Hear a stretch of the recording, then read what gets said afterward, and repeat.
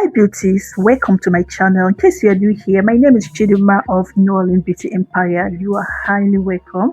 And for my old subscribers, thank you so much for coming back. So guys, in today's video, I want to show you step by step how I made this headband wig, natural looking kinky twist hairband wig.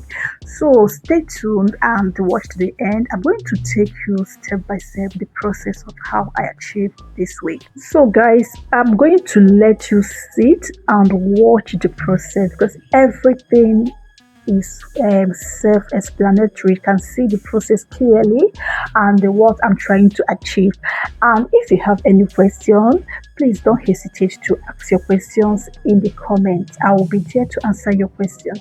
So meanwhile, I'm going to let you sit and watch this video, and please make sure you watch to the end. And if you found it helpful and if you liked the video, please make sure you give me a thumbs up, comment, share, and subscribe if you have not subscribed yet. So I'm going to let you guys sit and watch. I will come back again and talk to you when necessary. Keep watching.